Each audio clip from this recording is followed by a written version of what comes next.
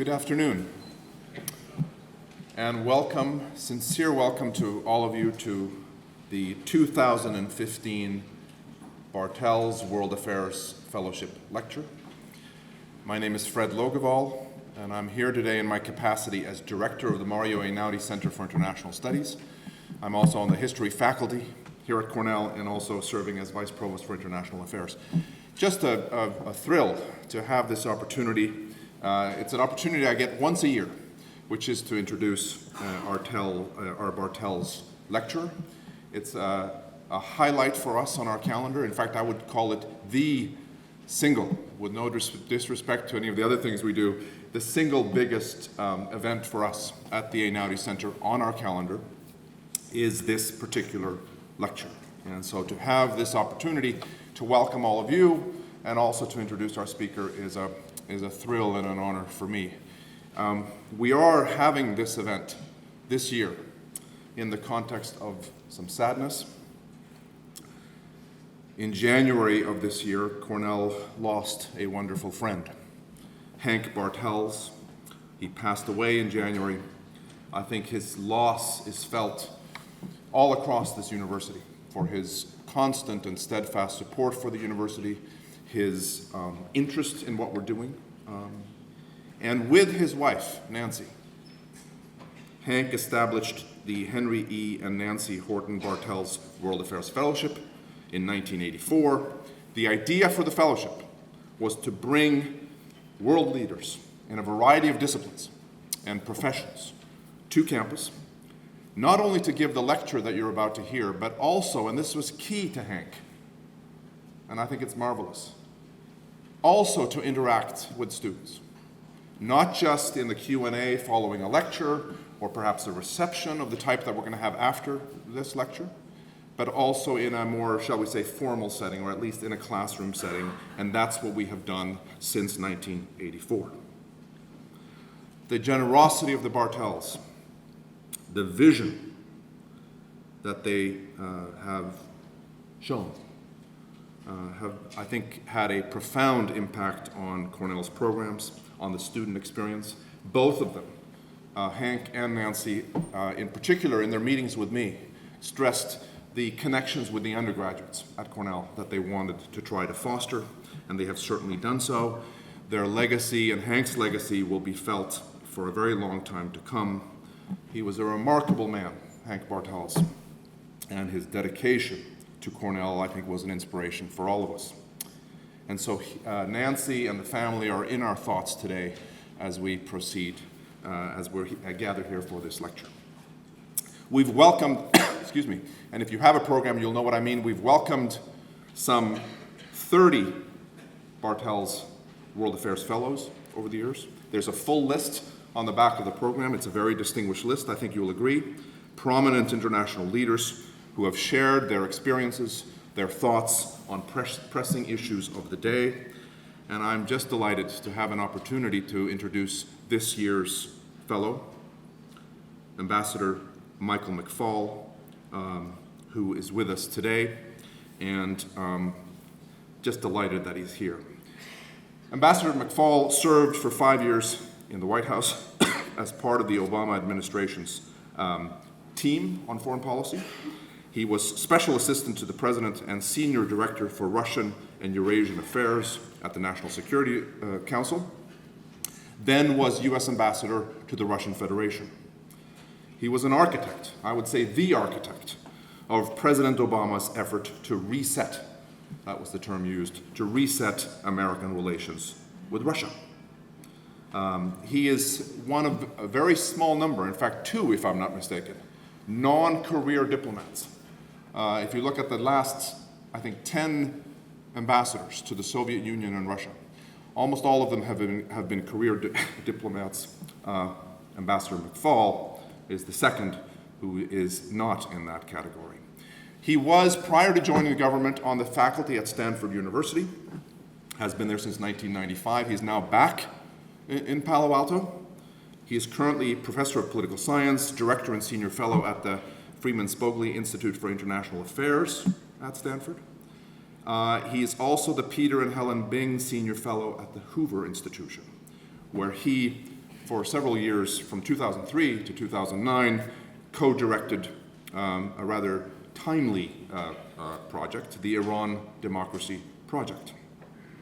Ambassador McFaul earned his bachelor's degree in international relations and Slavic languages and his master's degree in Russian and East European studies from Stanford in 1986.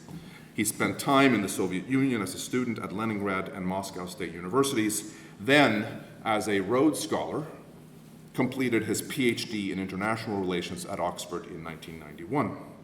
He's one of the leading US experts, not just on Russian affairs, but on democracy and democratic transitions. His current interests include American foreign policy, great power relations, and the relationship between democracy and development. The author of numerous books, way too many for me to list, but many of them are listed in your program.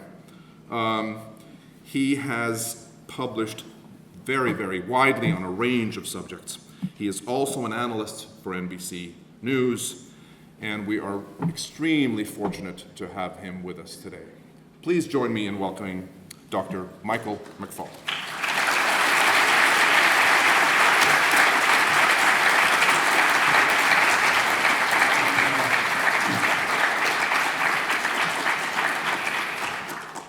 Thank you so much.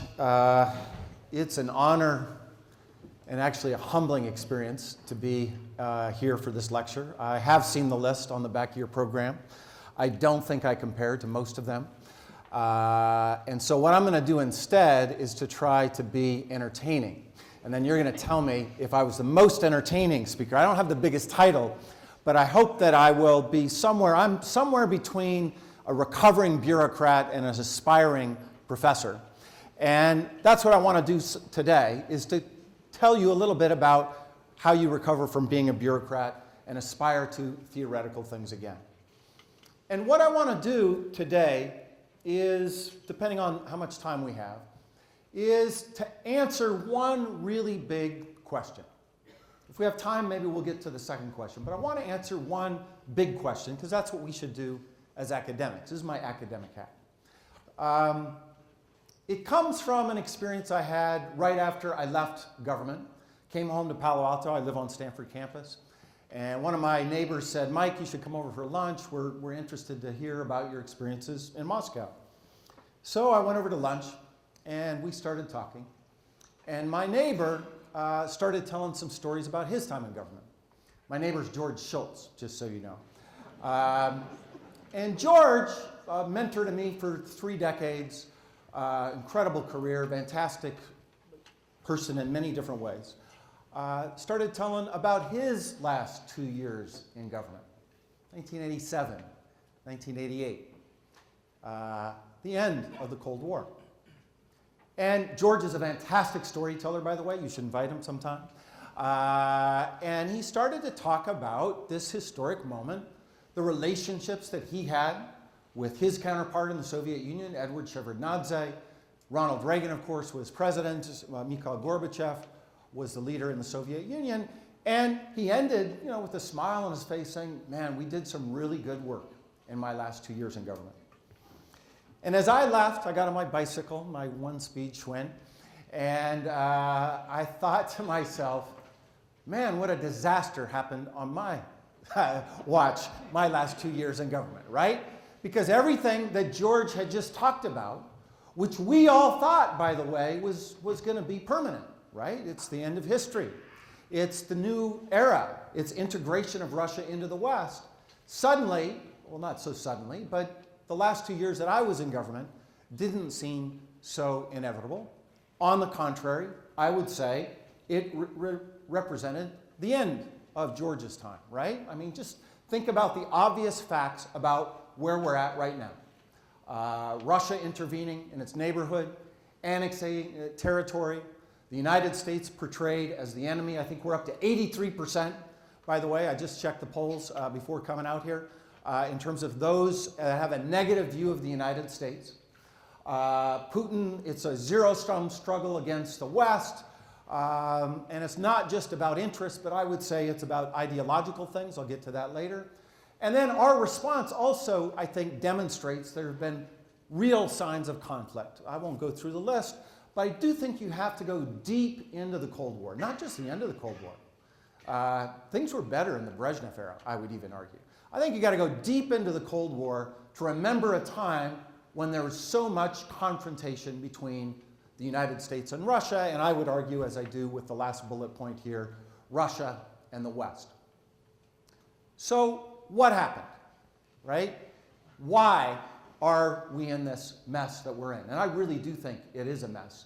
A really serious one, a scary one, really scary.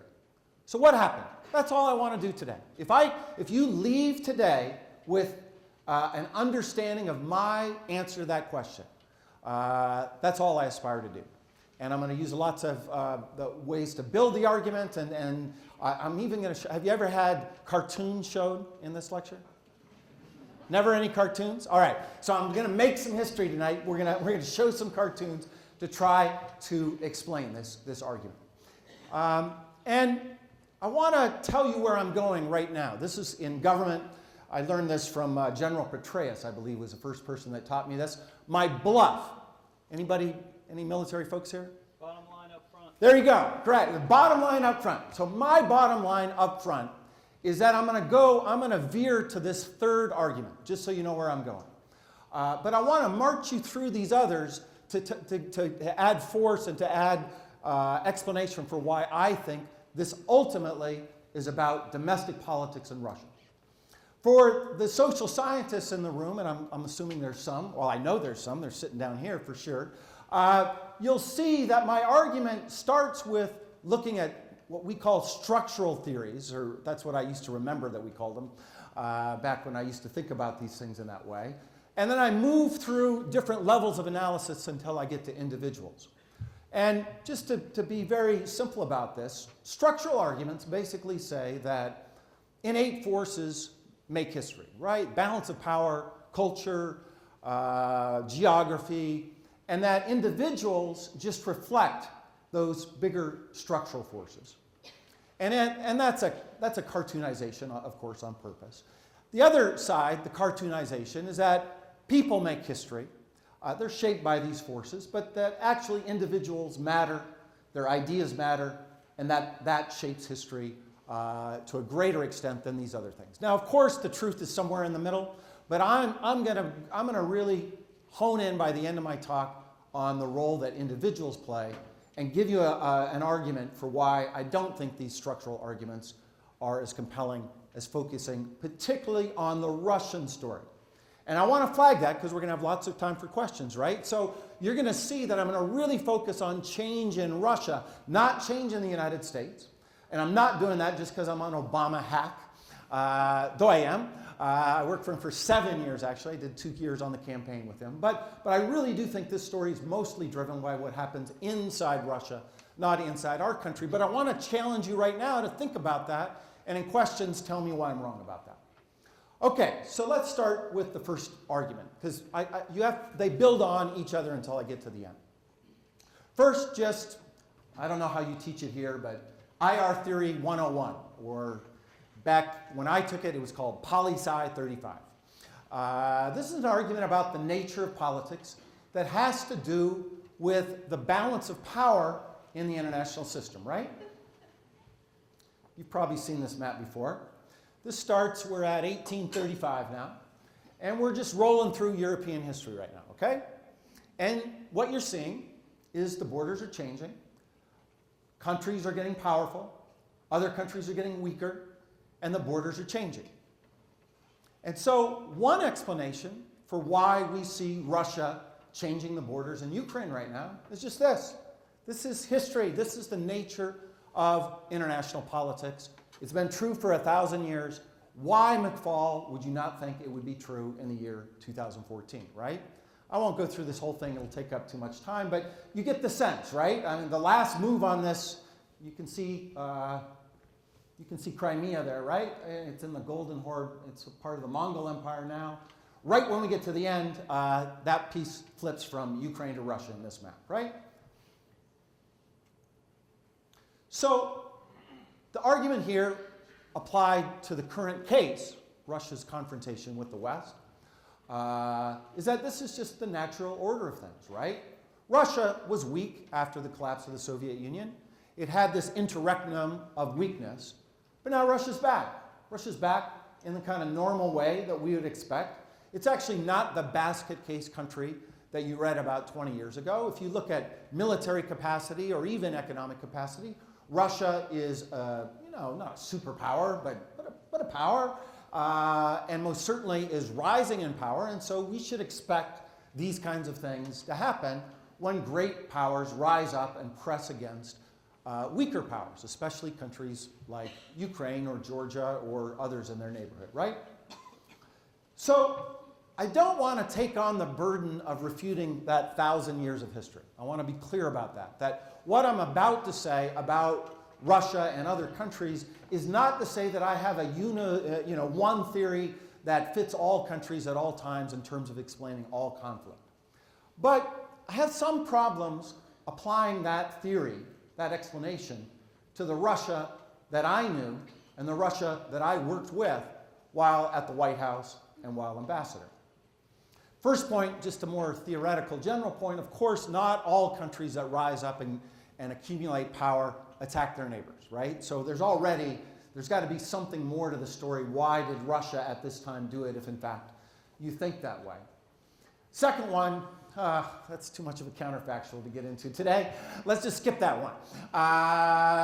20 years ago, one could imagine a more democratic Russia, I most certainly did, might have behaved differently. And maybe we should come back to that in questions, but that requires so much of your imagination. Let's just skip it for now. I want to focus on this third one. Does anybody remember Putin's speech where he said we had to bring in all ethnic Russians from other countries and bring them into the Russian Federation? This is a trick question. Trick question. When did he give it? Okay, oh, that's the best answer I've ever heard to that question. Exactly. He didn't give it in 2012 or 2002 or even 2013. That's the point I wanted to make, but that's a perfect answer. I'm at Cornell after all. I should expect these kind of answers, right? That's right. He wasn't focused on that, right? He wasn't talking about the necessity of a great power to accumulate new power and to bring in folks. And you can think of other leaders, actually other European leaders in the 20th century that talked that way before they came to power. That's not what Putin was talking about while I was ambassador. In fact, when I was ambassador, the most important foreign policy objective for Putin is probably one that nobody's ever heard of. I forgot. I'm at Cornell. I'm sure there's some in this room, there's many people in this room that know it, but most Americans had never heard about it because nobody was writing about it, nobody was thinking about it. It was the creation of the Eurasian Economic Union. Putin's response to the EU, he wanted to bring together all the countries of the former Soviet Union into this economic union to balance against the EU. Now, some would say it was coercive, some would say it's not. We could talk about that maybe later. It's not important to me. What was clear, and if WikiLeaks ever gets a hold of our cables, you'll see it. We reported on this as being the foreign policy objective that Putin was most focused on. Not Iran, by the way, not Syria. This was his big baby. This was his big project. To make it work, he wanted all of Ukraine, not just Crimea, all Ukrainians to join the Eurasian Economic Union. Now why? Well, the other partners at the time, Belarus and Kazakhstan, pretty small countries, small populations. Ukraine was the big prize in terms of taking this thing and having enough liftoff, critical mass to make it go. Part of it, by the way, is there's 40 million plus consumers in Ukraine, depending on how you count, whether you count Crimea or not. And those consumers are some of the few consumers in the world that actually consume Russian products. Anybody bought anything made in Russia recently? Do they sell Baltica beer here in Ithaca? No? We got it in Palo Alto. Anybody? Seriously, have you ever bought anything from Russia for the last, any time? aside from being a tourist in Moscow and the dolls you get, I got that. But I mean, made in Russia, that says on the back. I think my suit's made in Hungary. Anybody seen that? Well, no, you don't, because they're not very good at that. There's one place, however, in the world where people buy made in Russia products. It's Ukraine. And therefore, Putin was ready to fight hard to get them in. In fact, in the struggle between the EU and their accession agreement offer to Yanukovych and Putin's offer to Yanukovych to join this union, he put on the table $15 billion as an incentive structure, an incentive for Yanukovych to join, right? So that's what he was focused on, not invading Crimea, not putting troops and his proxies into eastern Ukraine. So something else has to be added to this story to have a more complete understanding of why this conflict in the year 2014. Two other small footnotes, just to remind you, even in 2012, 2013, and in the beginning of 2014, Putin was not talking about us as being supporters of Nazis in Ukraine and the enemy of Russia. That wasn't part of his lexicon at the time. And even in a few small ways, I don't want to exaggerate them, but I think they're interesting, he was still trying to signal that he wanted Russia to have some kind of working relationship with the West. When I was ambassador, for instance, he let out Mikhail Khodorkovsky from jail. He was a Russian billionaire. I think he was worth about $40 billion when he was arrested. Spent 10 years in jail. Finally let him out. And I asked a very senior official at the Kremlin, why'd you let him out now? And he said, we want to have a better working relationship with you guys. It was for you, the United States. He let out, I don't want to ever say the name of this band, so you can read it. He let out those women who I met with as ambassador, again, as a gift, as one of my colleagues at the Ministry of Foreign Affairs said to us. And for me, most spectacularly, was this party, this fantastic party that Putin threw.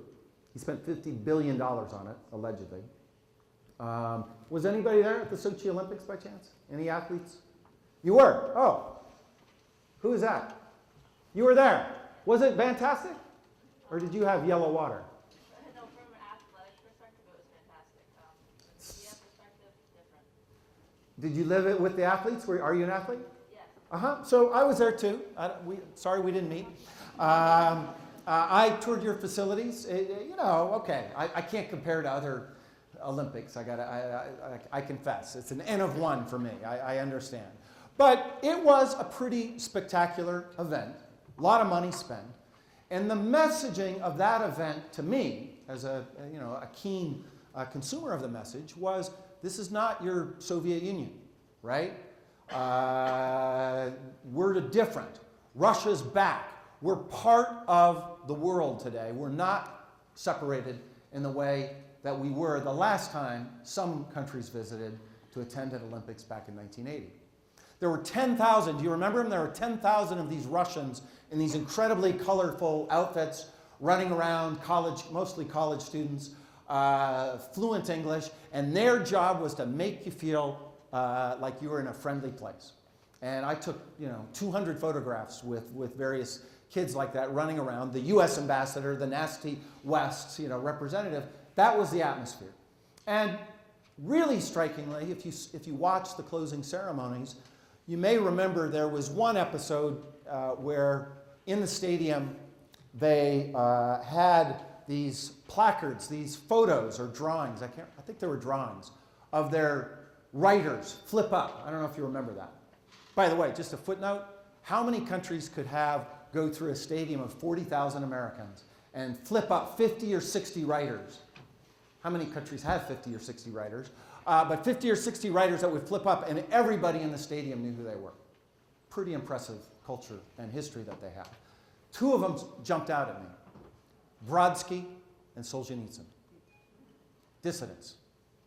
This was to say, and I know the folks that put together this show, this was to say, we're reclaiming these people. This is part of Russian history. We're back. This was for everybody, for us, to say this is not the old Soviet Union. So why do you put all that money out, put 50 billion, why do you put on all this show, and then a week later invade Crimea? There's something more to the story we have to add. All right, second explanation. It's all our fault. This is popular in Moscow and some circles in Washington. Most certainly there's got to be some people here in Ithaca that think this, because it's always our fault, right? So let me unpack two different kinds of arguments about U.S. policy. One of which I think is important to understand as at least part of the explanation, right? And I meant to say it on the first piece. It's a necessary condition that Russian power, this growing power, to the explanation. Just think of the counterfactual, right? If Russia had no power, if Russia was Senegal, I don't mean to insult anybody from Senegal? Okay, good, then I will. Maybe they have a lot of military power, and I actually used to write about Africa, but we're not worried about a country with the military capacity of Senegal or the economy, because if no power, then it doesn't threaten the other places. It's an important part of the story that Russia has new capability. But what I'm trying to get at is where does the intention come from to use that capability, right? So necessary but not sufficient. Likewise, I would say the US policy story is part, at least, of the post facto narrative. And here's the standard arguments that you'll hear Russian leaders make about US foreign policy, pushing on Russia to make democracy and do markets, and then we expand NATO, and then we bomb Serbia, and we invade Iraq, and then we overthrow countries, leaders that are friendly to Russia in places like Serbia, Georgia, Ukraine, and then we do the same in the Arab Spring, and then we try to do the same thing in Russia and Ukraine. That's the basic narrative today about why Putin just finally had to push back. He had to push back on all this stuff and reassert Russia, and that's why you see what is happening today in Ukraine. In other words, the expansion of NATO to take, I heard you just had John Mersheimer here. Great guy. He's just wrong about most things. I really like him, by the way. But this argument that because America pushed for the expansion of NATO, that's why Putin had to invade Ukraine. That's kind of the argument. John's really popular, by the way, in Moscow these days. I want to be clear. There's something to this narrative. And in fact, I quote my own self here just to make sure that you know, to keep me honest, right? I was worried about this. I was worried that we weren't going to help the transition enough, that we weren't going to see that this was a pro-Western revolution, that we were going to be stuck in our Cold War ways, and that there would be a reaction to it because we wouldn't do enough. Just to point out the date of this piece, August 19th, 1990, for those of you who know Soviet history, that's 1 year anniversary before it happened of the August 1991 coup. So I was writing about that, Gorbachev's going to collapse, there's going to be this revolution. By the way, for those that are interested in theories of revolution, I was using Crane Britton's kind of anatomy of revolution to make these rather bold predictions. Unfortunately, they came true. 90% of everything else I predicted did not come true. I'm self-selecting here. But there was reason to be worried about that, right? I want to be clear that you understand that I felt that way in real time about these debates, including the debate about NATO expansion, by the way. But there's a problem with that explanation, and that's something called the reset, as you mentioned, right? I was, for better for ill, I was the architect of the reset, or part of the team, including with that guy, of course. By the way, this is my first day in the Oval Office as a US government official. It's the president's third day. And he's about to call Medvedev for the first time as president of the United States. I was told later, although I don't think this is true, as one of the aides as I walked out said, "Sir, you're really not supposed to touch the desk." But I'm not sure if that's true or not, but I do remember being told that. But after all that nasty stuff I just talked about, we did this thing called the reset. And the essence of it's pretty simple. I could make it more complicated, but in the interest of time, I won't. We came into power, right? We won in November of 2008. We had a transition period. We reviewed all of the policies, as every administration, I'm sure, does. I was in charge of the policy review for Russia. And as we walked through first President-elect and then President Obama, our thinking and our explanation for why U.S.-Russian relations were as difficult as they were back then. Remember, the Russians had just gone into Georgia in August of 2008, the same year. He kind of looked at all this and he said, I just don't get it. Why does Russia want Iran to have a nuclear weapon? Why does Russia want Al-Qaeda to win in Afghanistan? Why does Russia not want to reduce our nuclear arsenals? In other words, he marched through the kind of big issues that we later tackled for the next 3 or 4 years after this. And for him, leaving aside history, leaving aside personality, Putin versus Cheney and all that stuff, and just thinking about our national interests, he saw, and it really was him, although helped by good staffers, that there was more overlap in terms of our interests, security and economic interests, than confrontation. If we just kind of looked at things in a dispassionate, rational, and with a fresh look. And in particular, he had this fondness back then, he doesn't use it much now, of talking about win-win outcomes in international relations between states. Not zero-sum, but if we work together, understand our interests, we can achieve outcomes that are good for your country, good for ours. And if you look at some of his early speeches, especially about Russia, you'll see that he used that phrase quite a bit. And we got some stuff done. We got some pretty big stuff done. This is in Prague, signing the New START Treaty. We got rid of 30% of the nuclear weapons in our arsenals. We haven't finished it yet, but we're on our way. We got done something called the Northern Distribution Network, which I'll bet most people never heard of. This is a supply route to Russia, to Afghanistan, excuse me, part of which goes through Russia, through airplanes, through trains, through trucks, so to supply our troops and our other personnel fighting the war back then in Afghanistan. When we came to power, this had just gotten started. It was started before we came into the government, but it was about 2%, maybe 3% of our supplies. By the time I left the White House, it was over 50% of our supplies, including flying U.S. soldiers through Russian airspace. That hadn't happened since World War II. And suddenly, not suddenly, but in this moment of the reset, you had this cooperation against a common enemy in Afghanistan. By the way, that may seem not that important to you. There must be a lot of ways to get to Afghanistan. Well, actually in 2009, over 90% of our supplies went through the southern route, through Pakistan. And you may recall, we were increasing some of our operations in Pakistan, some pretty hostile operations, including one very famous one against Osama bin Laden. And we worried that if we did that, if we violated their sovereignty with that audacious operation, the government of Pakistan was likely to close those supply routes. And we were right about that. They did. That's exactly what they did. But when they did it, they closed it at 45% levels rather than at the 95% levels it was in the beginning. I should go through these quicker than I'm doing. Iran put the most important sanctions, the most comprehensive set of sanctions against Iran ever in UN Security Council Resolution 1929. That was done primarily because of our cooperation between the United States and Russia. And then dogs that didn't bark, I think, are also important to remember in this period.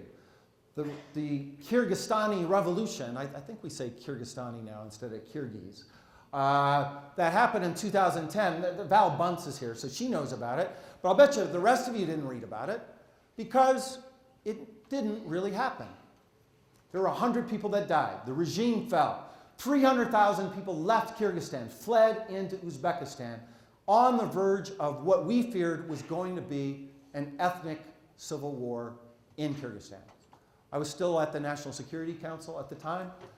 Without question, it was the scariest period of my time in the US government, because I worried, as I said earlier when we were talking about this in Professor Evangelista's course, I worried that we were about to witness genocide and have very few means to try to stop it. But that worst case scenario never happened, because working with the Russians, President called Medvedev and then met with him and said, it's not in our national interest for a civil war in Kyrgyzstan. We had this base, the Manas Air Base, renamed the Manas Transit Center. That was my innovation, just to disguise what it was, but you could pretty much tell it was an air base. We had some vital interests there, they had them, and the story, it's a long one, but the essence of the story was we managed that, and that nightmare scenario never happened. I took some time on these things, these four, and I'll just go on from, I won't go through the rest, because I want to stress for you that these are not kind of marginal, mealy-mouth, symbolic gestures that we were doing with Russia. We weren't just holding hands and singing Kumbaya and talking about peace and understanding, right? These are core national security concerns for the United States of America at this time. And on all of them, Russia was our partner, not our enemy, not our competitor. So we need to understand, well, I'll come back to it, that these were really big things. I'll skip these little things in the interest of time. Just to remind you, here are US and Russian paratroopers in Colorado doing a counterterrorism exercise just 3 years ago. Then we got some economic stuff done. I'll go through this quickly. There's my former governor at Cisco with President Medvedev. That's that guy right there when they're trying to build their own Silicon Valley. We got a bunch of things done. We got them into the WTO, PNTR, permanent normalized trade relations with Russia, new visa regime. We had momentum, even on the economic story. It's modest, but moving in the right direction. Increased travel. I fought hard with Homeland Security and other agencies that get really nervous about too many Russians in our country. We liberalized the visa regime, and the numbers went the right way. This one, I hope you can see, this is just Russian attitudes towards the United States.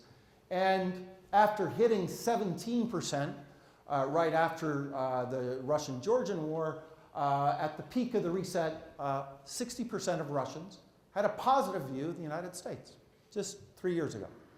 And by the way, same thing in our country. Over 60% of you all had a positive view of Russia just 4 years ago. All of that happened after these events, after NATO expansion, after the Iraq War, after the Orange Revolution in 2004. So for me, you can't explain this or this by citing those factors, right? All that stuff happened.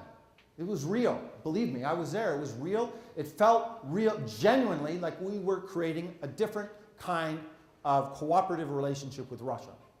All of that stuff, the reset happened after these other earlier events. So there's got to be something else to the story to explain how we got to where we got. Now, there's another one. I hope, somebody's telling me this is a pretty liberal town, so maybe I don't have to take too much time on this. But there's another argument, of course, in the spirit of it's all the West's fault, and that's Obama's weak. Obama created the permissive conditions for Putin to go into Ukraine. He didn't deter Putin enough. He was just weak, and this is what happens when you have weak leaders in the White House. This is a little bit unfair quote. I'll read it if you can't see it. This is from the Speaker of our House, talking about Obama. When you look at this chaos that's going on, does anybody think that Vladimir Putin would have gone into Crimea had George W. Bush been president of the United States? I saw this live, so I'm kind of get the spirit that he said it in. No, even Putin is smart enough to know that Bush would have punched him in the nose in about 10 seconds. So that kind of captures that kind of argument, right? And again, let's give him a break. It's 2 weeks before the election. He's probably speaking, well, I don't know where he's speaking. So let's give him a break. People say a lot of silly things right before elections. I grant that. But just to remind you why I think that's a silly argument. First, we did push back, and maybe we can leave that for questions to talk about that. But the second thing I just want to remind you of is that every time leaders in the Kremlin have thought about using force in Eastern Europe, they talked about the American factor. In fact, I've thought about this, right? So when I was at the White House, we would have a discussion about Iran or North Korea or Libya or Syria, and at some point in the conversation, the president would turn to me and say, well, what are the Russians going to do about this? What do the Russians think, right? So that was my job. There must be, in fact, I think I know who it is, an equivalent person at the Kremlin, Ivan Ivanovich. Let's call him Ivan Ivanovich. So every time they get ready to use force in Eastern Europe, Brezhnev or Khrushchev or Putin turns to Ivan Ivanovich and says, what are the Americans going to do, Ivan Ivanovich? And the answer every time is nothing. We haven't in all these historic times, right? Even Ronald Reagan was unable to deter the crackdown against Solidarity in December of 1981. I don't think anybody would accuse Ronald Reagan of being weak on the communists. I think the pattern's pretty clear. What's interesting about the pattern is not our ability to deter aggression. It's actually what happens later. And I would argue, and now I'm going to provoke you, that if you compare all of these cases, Barack Obama, President Obama's response to Ukraine looks most like Ronald Reagan, and not like the rest. Do you know how many people George W. Bush put on the sanctions list after the Russians went into Georgia? Just guess. How many Russians put on the list? 0. How many Russian companies? 0. And we could go through in terms of the responses, even non-lethal assistance, the debate that is in the news right now, non-lethal versus lethal, the amount of non-lethal assistance sent to the Ukrainians is already quite substantial. So I don't think the Obama weakness argument is too compelling, but of course I'm really biased, so I accept that. So last argument, and then I'll take your questions. So, we've talked about the balance of the international system and the power. Russia's most certainly a rising power. We've talked about U.S. policy, and most certainly some of those elements of that U.S. policy helps the post facto explanation that Putin provides to his people for what they're doing now. But as I've talked about, there was these other moments in U.S.-Russian relations. There must be something else that happened after this reset period that helps us to understand how we got to the mess we're in. And in my view, it really does focus most of the explanation comes from looking closely at Russian domestic politics. So let me go through this and then I'll end and take your questions. So I want to focus on 2 big changes. There are many more if I had more time, but the first one is Putin to Medvedev. This photo, by the way, if you're wondering, this is at their party congress in September of 2011 when Putin announces, it looks like he's announcing with vigor, that he's going to run for president again. And Medvedev announces that he's not going to run for president. Now, I remember this day very vividly. I was still in Washington. I'd already been nominated. I was going through the process. And this news hit us. And a couple days later, I was in to see the president on something else. And he pulled me back and he said, well, what do you think of this? And I said, well, you've developed a relationship with Medvedev. And he had. They had a pretty good working relationship. So that's, we're not going to benefit from that going forward. But remember, Putin's always been the big dog. Putin's always been the big decision maker. That was our analysis in the government. I suspect a lot of academics thought that as well. Medvedev's just the marionette. Medvedev's just the puppet, right? There should be continuity. There shouldn't be change. What's the big deal? He just moves down to the Kremlin, moves out of the White House. That's where the prime minister sits in Russia. But there shouldn't be a big shakeup. By the way, the Russians, including Medvedev himself, were also communicating that message of continuity at this time. Turns out we were wrong about that. And in fact, I think in retrospect, we were wrong about thinking of Medvedev as just being a weak president doing what Putin wanted. Because it turned out, as we learned in more interaction with Putin, that they have different worldviews. Putin sees the world in zero-sum terms. Medvedev saw the world in win-win outcome terms. Putin sees the United States as a competitor. Medvedev saw the United States as a partner. And perhaps most problematic for us, as you'll see later, the United States, for Putin, uses its power to overthrow regimes that it doesn't like. By the way, a lot of empirical data to support that hypothesis, if you look over the last 70 years. And he, therefore, has this paranoia, especially about the CIA. He's really fixated on the CIA. And thinks that this is part of what the United States does, irrespective of whether the president is Bush or Obama. Obama, by the way, one time tried to push back on this analysis as Putin went through this litany of regime change episodes. And of course, he went through Iraq as well. And finally, the president, when he got the chance to speak, he said, "Hey, you and I, we're on the same boat on that, man." He didn't say man. Mr. President, Volodya, I was against that war too. And Putin kind of paused and remembered, yeah, but you know, it's just, he didn't say this exactly, but he kind of implied, yeah, the military-industrial complex just basically runs your country anyway. You guys come and go, but there's this tradition in U.S. foreign policy. So that creates problems, right, in terms of seeking win-win outcomes. And I think in retrospect, we underestimated this difference between these two gentlemen when we were dealing with Medvedev. I think we underestimated how far in Medvedev had leaned to try to make the reset work. Second thing, second factor, in between this announcement in September of 2011, the previous slide, and the presidential election in March of 2012, there was a parliamentary election in Russia in December 2011. By my estimates, I used to, our estimates as a government, it was stolen, kind of falsified at the levels of previous elections, right? No big deal. It's just the way Russian elections are. Nobody really thought much of it. We got our analysts inside the government, outside the government, and this is kind of just normal falsification, nothing extraordinary. But between this election and the previous ones, some things had happened in society. People got richer, people were thinking about their rights a little bit more, and technology helped. You had smartphones, VKontakte, Twitter, Facebook.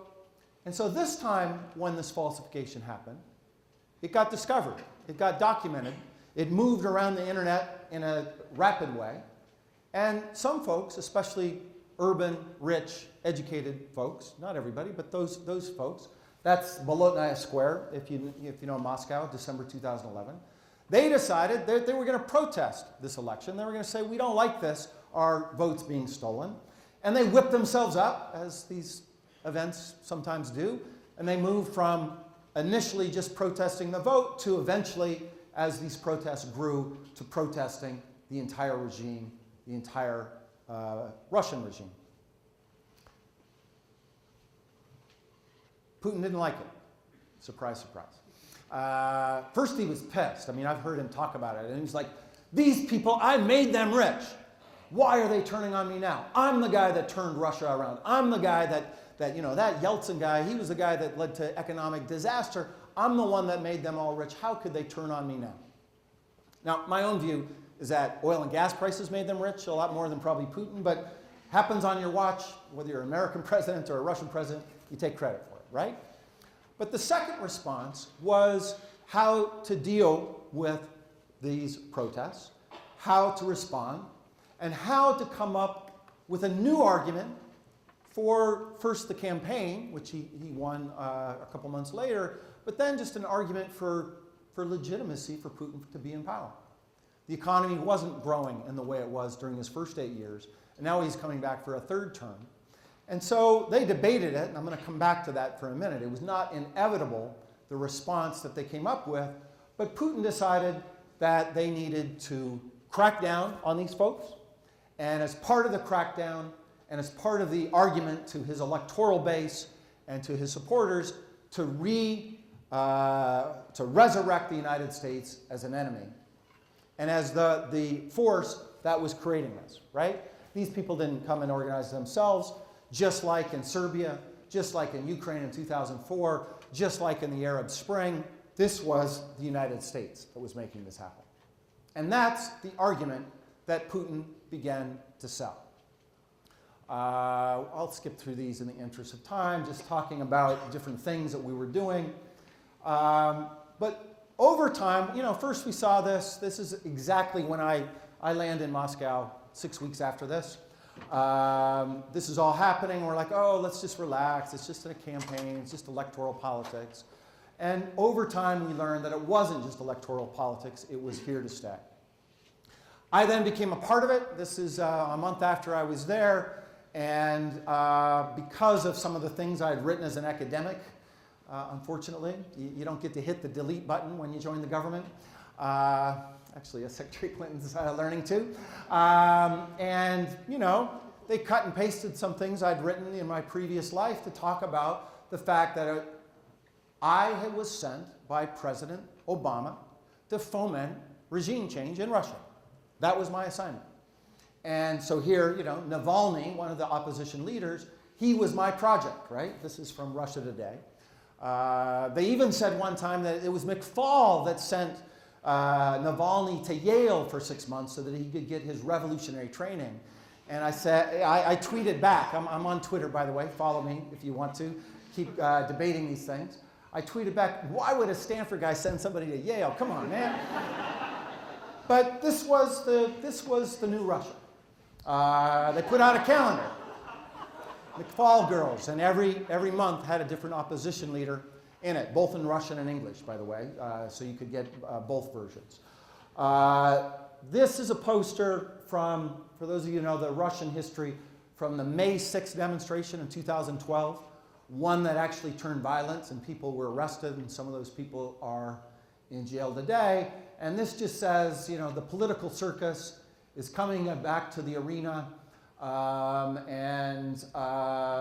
these, you can see me, I hope, and I'm surrounded by other opposition leaders, and I'm called the artistic director, if you can't read that in Russian.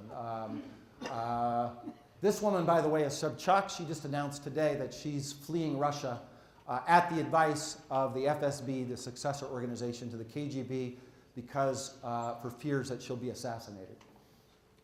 Here I am campaigning for Navalny. He ran for mayor. I didn't really campaign for Navalny. He ran for mayor when I was ambassador. He actually got a quarter of the vote with almost zero resources, no access to television. I'm photoshopped here. I wish I had that big of hands for my basketball career. But, you know, these are just to give you a flavor of what was happening when I was ambassador. And this is the cartoon piece. It's actually, you don't need to know Russian, just to give you a little flavor of what you see on Страсти по Russian McFaul'у. these days. В российской оппозиции паника. Увольняют посла США в России Майкла Макфола. Информированные источники из внешнеполитического ведомства сообщили прессе, что последним мероприятием посла, скорее всего, станет день 80-летия установления дипломатических отношений России и США, 16 ноября. Назначение Макфола в 2011 году стало настоящим праздником для российской несистемной оппозиции. В США он имел репутацию выдающегося специалиста по так называемым цветным революциям. Сразу после прибытия Макфола в Москву резко активизировалась деятельность так называемого протестного движения. Маргиналы из карликовых организаций, от анархистов до откровенных нацистов, стали выходить на улицы, драться с полицией и даже избрали собственный координационный совет. Самопровозглашенными лидерами движения стали Навальный, Немцов, Каспаров, Яшин, Гудков и Чирикова. Всех их объединяло одно – регулярные тет-а-тет встречи с Майклом Макфолом и поездки к его боссам в Вашингтон. Для того, чтобы понять, кто именно стоял за протестами, не нужно было быть пятипядей во лбу. Майкл McFaul, судя по всему, не желал выполнять вводные и сходить со своего курса, провальность которого была очевидна. Okay, so you get the feel, right? That was on TV every day. Every day. On all the, not that particular clip, but those kinds of arguments about us being the enemy, supporting the opposition, as you saw there. All of those domestic problems were caused by us, make us the enemy. That's how you mobilize people against them.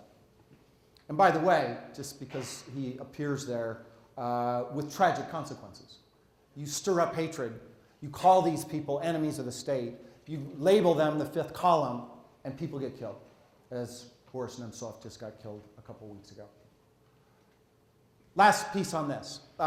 So this is more recent. This is after Ukraine, but just to give you a flavor for what's on TV these days in Russia. This is their main talk show, by the way. This is the equivalent of like 60 Minutes. This is comparing Barack Obama to the leader of ISIL here, or Islamic State. And the guy, his name's Kisilov, he says, you know, at first glance, you might think these two people don't have much in common. But when you look closer at Barack Hussein Obama's views, you'll see that they share a lot of similar ideological points. And this list is disrespect for the rights of others, willingness to kill without a trial, aggression, and intolerance, thank you, messianism. So, you know, you get an idea that he's picking and saying, and he had little clips from Obama and this other leader about how they're the same. Okay, so that's where Putin decided to go. Last two things I want to say. One, this was not inevitable, in my opinion, right? For my argument to work, leaders have to have choices. They have to have options.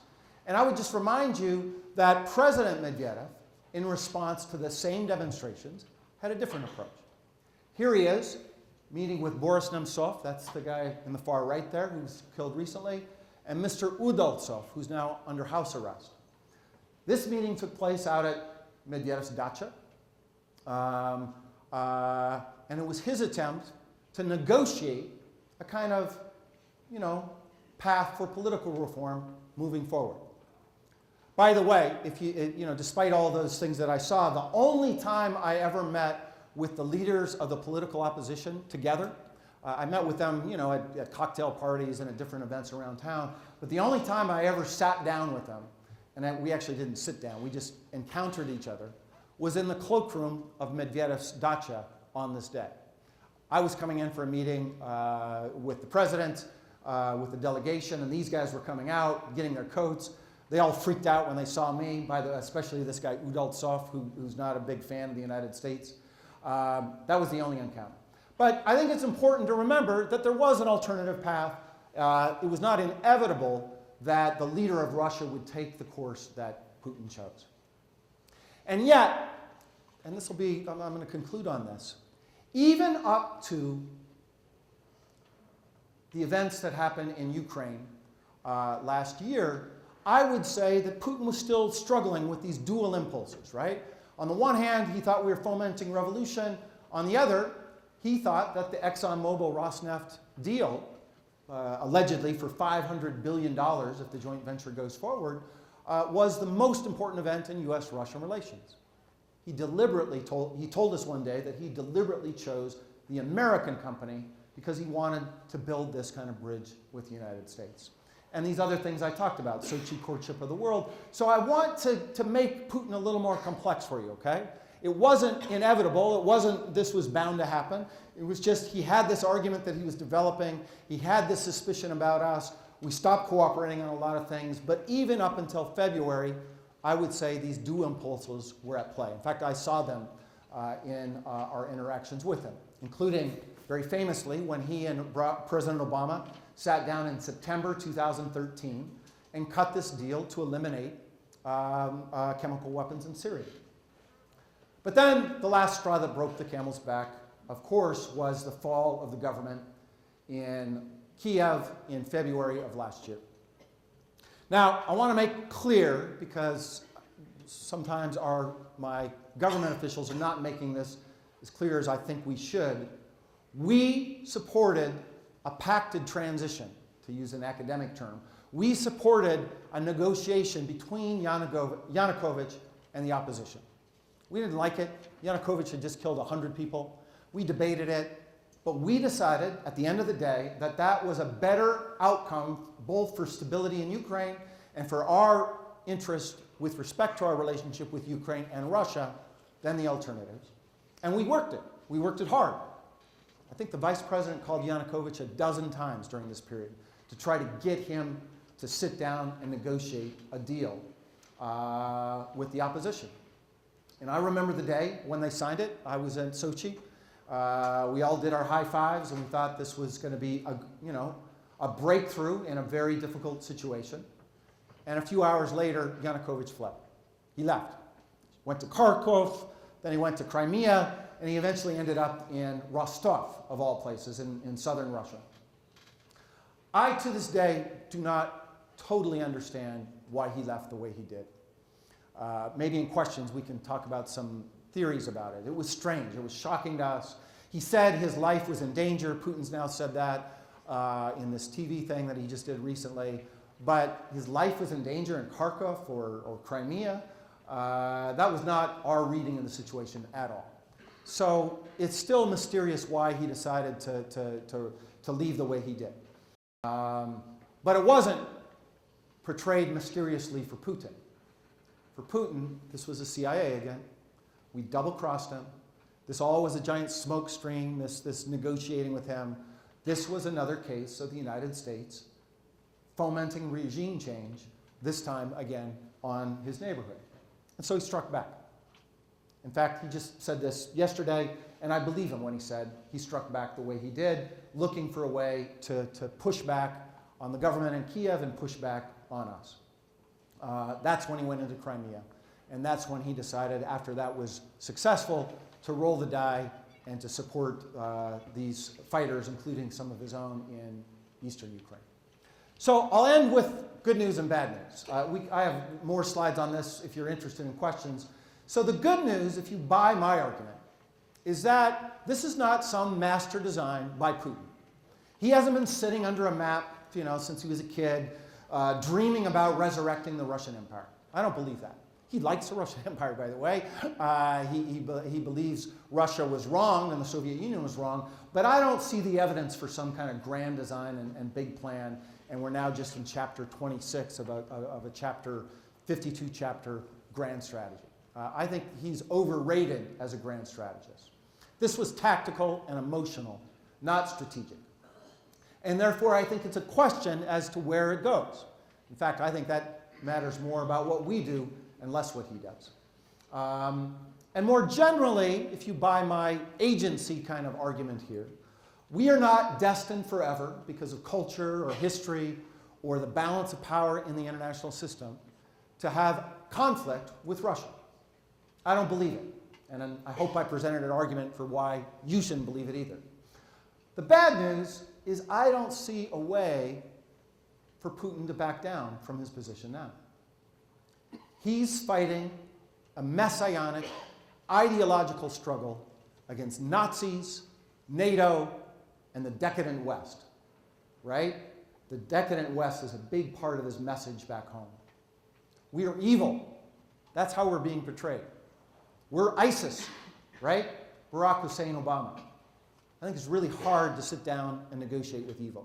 I think his own strategy makes it very hard for him to back away with us. I want to be wrong. I really want to be wrong because I think this is a bad scenario for us and for Russia. But I don't see him changing. I think he's flipped to the other side, and this dual impulse is now a single impulse, and he's playing to the bitter end. Bad news is that he can be in power till 2024. He can then probably change things to be in power longer than that if he wants to, and he works out 3 hours a day. Aside from this little 10-day disappearance, he seems like he's in pretty good health to me. The real question mark to me is not where Putin has decided to go. It's about our response to this. The real question is, do we frame it? Do we understand what I've just said in the same ways? And will we have the willpower to deal with this new threat out of Russia for what I think will be years, if not more, to come? Thank you.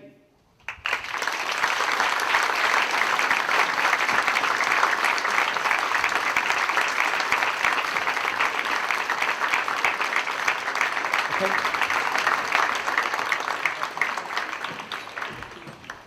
So thank you, Ambassador, for that lecture. We have some time for questions. Here's what I would say with respect to the question, is that we have mics on either side, so please come down on each side. I would ask, as I typically do, that you keep your questions short. This will allow more time for discussion. And then let me also remind you that we will have a reception. After we finish here, I urge you to stick around. You will have an opportunity then perhaps to speak with the ambassador further. But the floor is open. Let me pose a question. All right, the gentleman here, yes.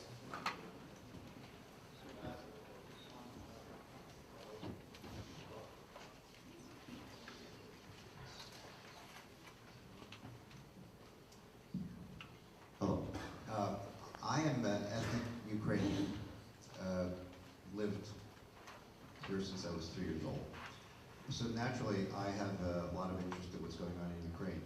The question is, can Russia swallow Ukraine without getting really severe indigestion? And are they willing to pay that price? So I talk long, so I'm going to try to pretend like I'm on Twitter or Fox News Now. They, snappy answers, right? And maybe in reception we can talk with longer answers. My answer is no. They don't have that capacity. And I cautiously believe that Putin himself understands that. It's just too big to occupy. Remember, it's one thing, as we've learned bitterly through some of our military interventions, it's one thing to march to the capital and to destroy the armed forces. It's another thing to hold territory. And I just don't believe that Russia, I know Russia does not have the capacity to do that for any length of time in Ukraine. And I'm cautiously optimistic that Putin himself understands that. Let's go to the side. Yes. Hello. I just want to say thank you so much for coming to Cornell. We're so happy to have you here. Thanks. My question is, do you feel that the removal of Putin from power will result in better relationships between the United States and Russia? The removal of Putin from power. I'm not predicting that nor advocating that, okay? I know we're on the record here.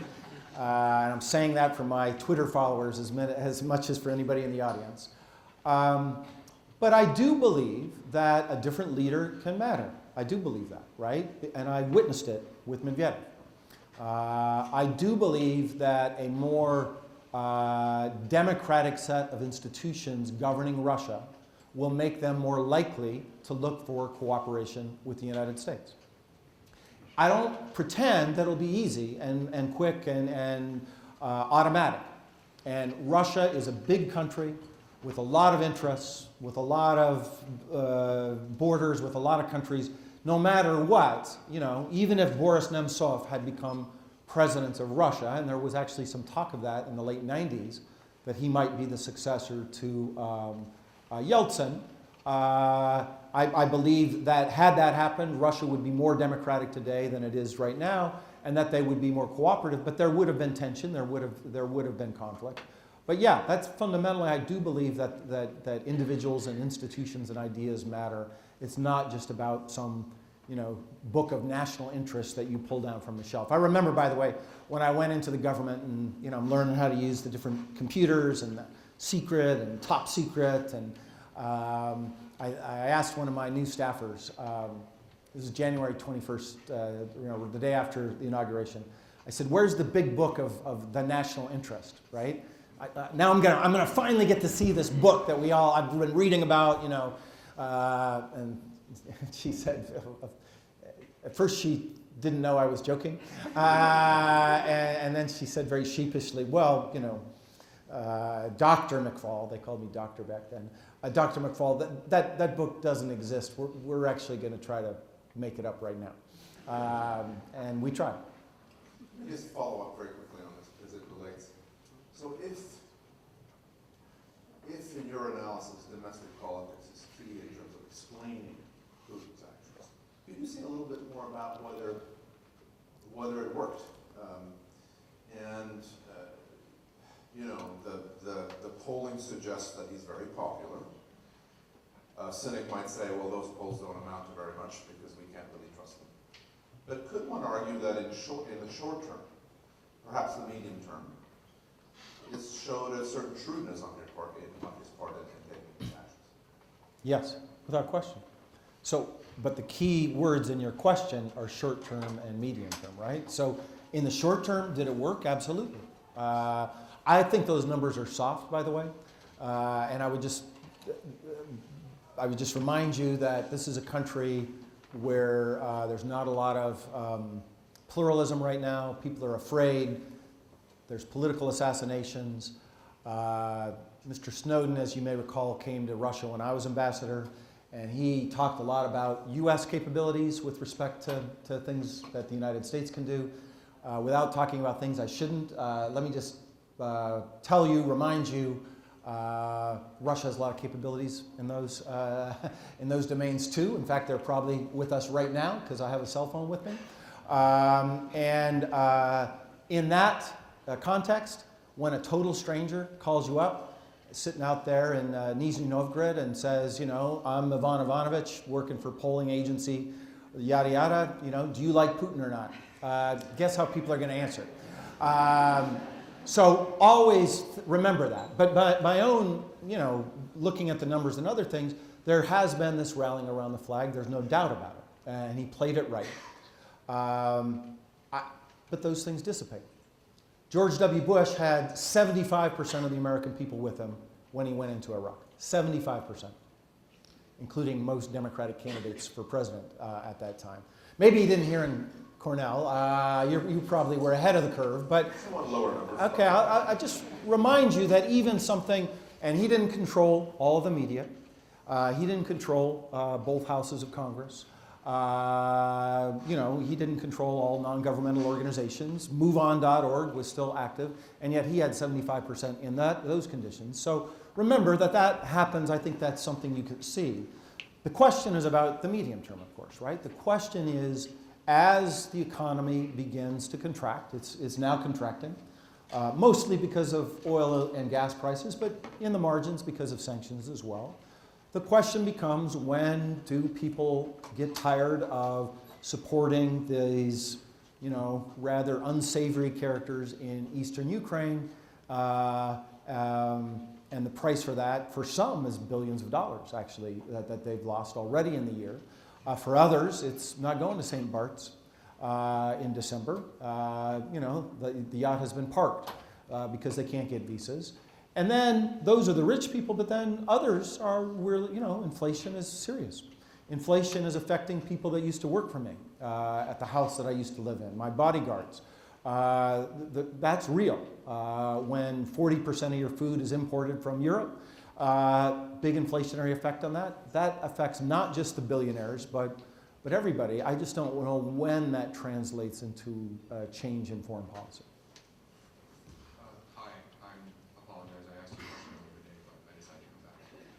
That's a good sign. Thank you, sir. So from what I gathered from the presentation, my interpretation was that Russia's security apparatus is now heavily dependent on something akin to a regime security apparatus. So my immediate question was that we in the United States have dealt with security apparatus that are that are controlled by the regime, particularly with countries like China. And the United States, I think, to a certain extent, respected the prowess of certain countries more than others, in the case that we recognize that we don't want to tread on countries' toes as, I guess, eagerly as other countries. But do you think in Putin's administration that there are people who recognize this, or rather they see the United States as being a bit more forceful with Russia, in contrast to a country like China, because the United States doesn't recognize Russia as a great power? So I see it, there are people in Russia, including very close to Putin, who make that argument, right? But it's not true. And those are very important distinctions, right? I think it's hard to look at what we did when I was in government and say we somehow treated China differently because we thought they were a great power and Russia wasn't.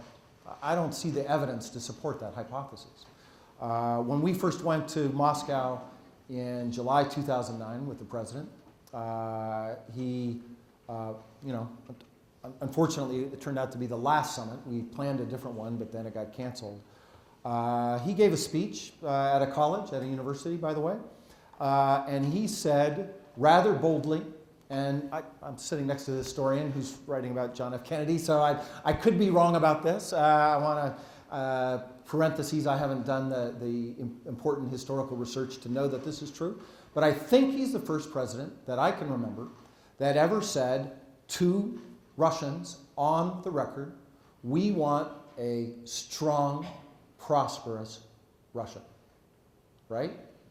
And you go read the speech, by the way. It's a great, I think it's a great speech. I had something to do with it.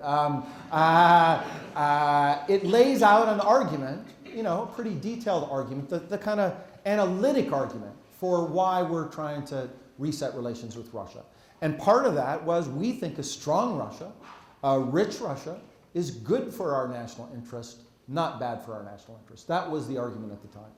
And he didn't make, to the best of my knowledge, I'm not sure he's used that same kind of language about China.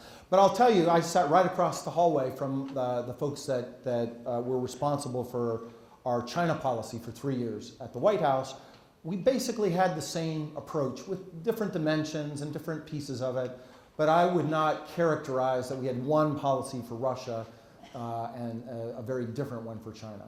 The biggest difference was that we had more of an economic relationship with China. That creates ballast for when you have difficulties on the security side. And we aspired on the Russia account to do the same. We thought that if we had $100 billion in trade every year with Russia, that would help to keep the extremists out of the debate. And I firmly believe that, by the way, including in our own domestic politics. When there's no voters that support having a positive relationship with Russia, it matters. For China and that relationship, there's a lot of voters that matter because of the economic relationship that we have with China. And that's what we aspired to do. Ultimately, we failed, at least so far. Hi, Ambassador. My question is kind of similar to something you just brought up, but I wonder if current economic strife in Russia due to either sanctions or oil prices, do you think that radicalizes Putin, or do you think it makes him more cooperative? I think and now I'm guessing, right? I've been out of the government. I just read what you do. I don't want to pretend to have any inside information. And if I did, I probably couldn't tell you anyway, so it doesn't matter, right? Or I shouldn't tell you anyway. So we were talking about this at lunch with some others. And by the way, I think I met more freshmen today fulfilling the mission statement of this lectureship than I think I've met in the last 10 years at Stanford. That's off the record. But so you guys are doing your job well. And it was great, by the way. But we were talking about this. We want to know what motivates his behavior. We want to know, how he'll change. I think. Well, I'll just tell you my view. I don't want to talk about the Obama administration. My view is that it radicalizes him. Yes, it does. That he does not, the response, you put me in a corner and then I'm going to negotiate. No, he's of a different ilk. He's of a different way. You can read his biography. He grew up in this tough town, the tough part of Leningrad, and was a scrapper and a little kid and a fighter. And, I think all that does influence the way he thinks about these things. But I would say two things in defense of what the administration has done. First, I believe it was the right thing to punish bad behavior that undermines, the rules and norms of the international system. You have to respond to that, even if you know that the response may not get the desired reaction from Putin in the coming months or even years. I think it's important for the long term to make those kind of responses. And second, Putin's the chief decision maker, there's no doubt about it. And it's become more centralized and he's become more isolated over time. That's also a very bad thing. But there are other players, there are other actors. I know them personally, and I know they have a different view. What I don't know is when there's a political moment or conditions under which those different kinds of preferences get adjudicated and get debated. My guess is the more economic hardship there is, the more likely that those different preferences, represented by Putin and others, will begin to be, a discussion, a policy process that's not just the single decision maker sitting out at his dacha making these decisions alone. Sir. Hello, Ambassador.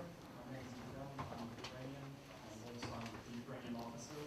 So my question is going to be about the war. So you know that a couple of days ago, Russian media released a movie about annexation of Crimea, and Putin had a quote.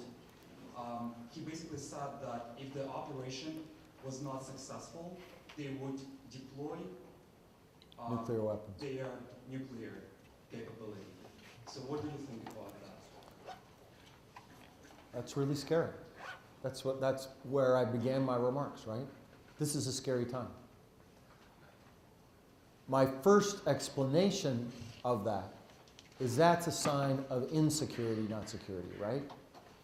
You don't threaten nuclear weapons if you're feeling secure about your operations in Crimea and that you have confidence in your military.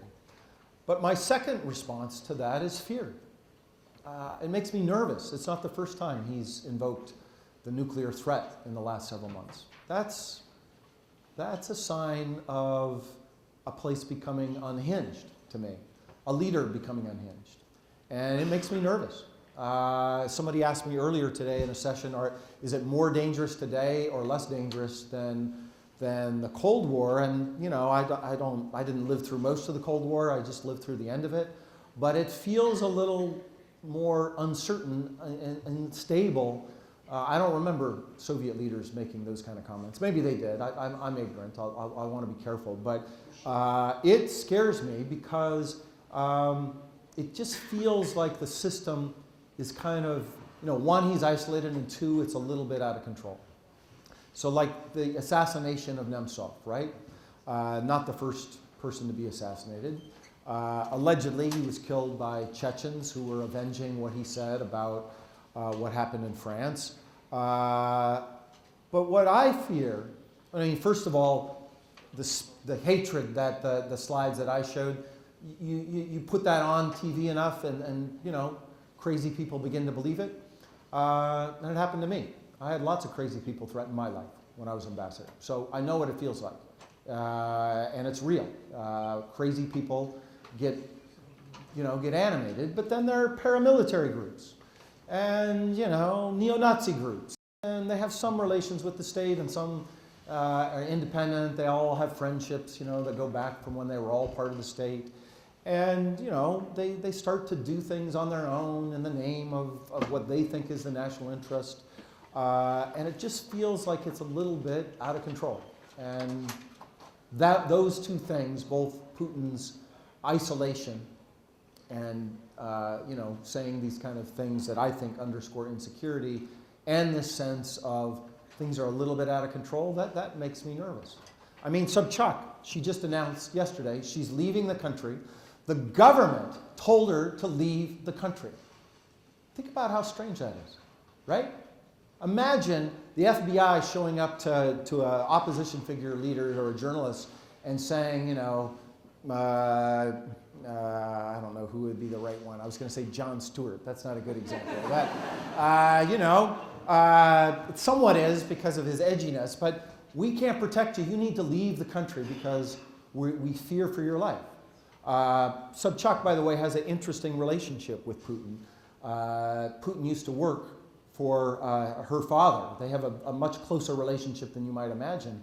That's a pretty damning statement about this powerful regime, this powerful state, that she feels on their advice that she has to leave, and it just feels dangerous to her. So we're just about out of time, so maybe what I would ask the three of you to do, I see a fourth just coming in. Very brief questions, maybe we'll take them all together. And I'll pick and choose? You can pick and choose, please. Hi, Ambassador. Earlier today you spoke about Putin's rapprochement with the church. So I was wondering if you could speak a little bit more about like foreign policy and relationship. Okay. Thank you for that brevity, by the way. Yes, sir. I spent the summer of 2009 in Russia, and I was kind of amazed at positive views on America. I was just wondering, if things are very different now, why is the Russian public like so receptive to Putin's kind of propaganda and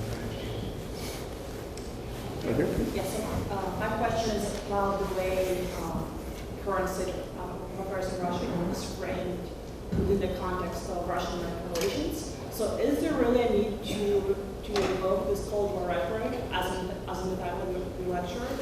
Or, for me, this is the most terrifying part, aside from what is happening in Russia right now, that the U.S. is taking up on the type of propaganda relationship that Kremlin's building. Okay. And finally, you get the last word, sir. You mentioned that Putin's largely motivated by paranoia and a lot of it directed toward the military-industrial complex, CIA. Would it be possible that greater transparency of the CIA would help the U.S.-Russian relationship? All right, great questions, and we're out of time, so I can't answer any of them. So, all right, let me go through them quickly, and feel free to leave if you have to. So on the church, yes, Putin's become closer to the church. I lost who asked the question, so I'll just talk to everybody. And he's become more socially conservative especially in the last several years. And I think that has implications for how he thinks about the United States and the West as the decadent West. You know, you've probably read about some of these new draconian laws about LGBT rights and just everything related to kind of conservative values. He believes that he is the champion and the defender of conservative values in Russia and the world. By the way, before this latest crisis, I was very impressed with the gains that Putin and his people were making in courting relationship with right-wing political parties throughout Europe and churches, including evangelical churches here in the United States. It was part of a very sophisticated ideological play that you know, turns out that there are people in Europe and the United States, and maybe elsewhere, I was just focused on those two places, that also share Putin's views about the decadent liberal West and how we need to do something about it. So that's happening. Second, on propaganda, whoever asked that question, I do not have a good response to that. I think it's a great question. Great question to write a PhD about, by the way. I'll just tell you from my point of view, I've been living in and out of the Soviet Union and Russia for a long time. First went there in 1983. I've added up, I think I've lived 7 years of my adult life in Russia at one point or another. And I am very surprised at how the propaganda has worked so far. Even with friends of mine. People I've known for 30 years.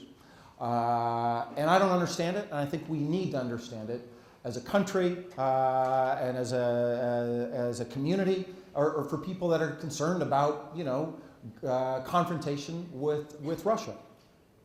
Third, the Cold War. So I skipped the slides where I explained why this is not a new Cold War, because I spoke too long. I'll send them to you, okay? McFaul at stanford.edu. But I see this as coming mostly out of Russia. I don't remember where Barack Obama compared Vladimir Putin to Stalin. I don't remember where he compared Putin to the head of ISIS. I see the ideological framework being much more defined and maybe just in a more analytic terms, right? I think you can measure that this has happened in Russia. And I would say we're not paying attention enough to it. Not that we're invoking it, but that we need to understand this is not just another blip along the road and we'll just get back we'll have a new election, they'll do reset 2.0 and everything will be fine. I don't see that. I want that. I want it desperately. I want to make clear about that I am the reset guy. I wanted this kind of different relationship.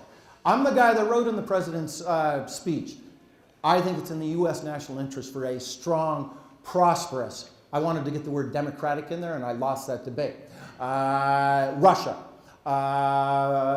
That's the way I see the world. But, it takes two to tango, and I think they've pivoted, at least at the top, in this different direction. And I think we need to come to grips with it in a much more serious way, comprehensive way, than we have so far. So that's why maybe I invoke that to get your attention. And then I qualify it later in the remarks, but I'll send it to you. And the last one was CIA transparency. I'm all for it. Seriously, I do think it is, I support it, I do. I'm hesitating because there are things I'm not allowed to talk about that we tried to do to create more transparency and understanding between our intelligence agencies and their intelligence agencies. We did. That was part of the reset. And we achieved some results, by the way. We had cooperation.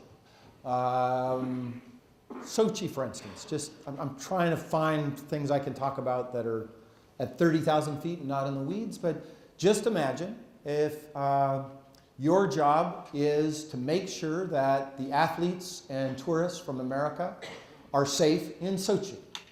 That was one of our assignments at the embassy, right? Sochi's 800 miles south from the embassy. It's located near the Caucasus, near where all this fighting is happening, and there's a real war happening in the Caucasus right now. More soldiers and police were killed my last year as ambassador in the Caucasus than Americans were killed in Afghanistan, just to give you a sense of how it felt. We were scared to death of what might happen to our people in Sochi during the Olympics. And we cooperated closely with the Russians, including through the channels that were invoked. And that took some work, by the way. These are people that don't often sit down with each other. These are people that do have suspicions. It was our theory, it was our strategy, it was our policy that even cooperation in that domain would serve American national interests and kind of peeling back some of the stereotypes. And by the way, American stereotypes about the Russians, too, in this domain are pretty pronounced and deep, and maybe you've watched The Americans, right? They don't have as much capacity as sometimes Hollywood assigns them as well, and so that was part of the objective. And I guess that maybe this is a good place to end, and that's why, for me, when I think back on those years where even in the hardest domain, fighting terrorism, keeping the peace in third areas, we were achieving progress, why this current period feels so tragic to me. Thank you all. Two things before you join me in thanking our guest. First, please do stick around if you can for a reception, which will be just outside these doors. Second, we have two things. So the first is a certificate that we want to present to you as this year's Henry E. and Nancy Horton Bartels World Affairs Fellow, and a little, I shouldn't say a gift. So, thanks again. It's a pleasure to have you. Thank you. It's fantastic.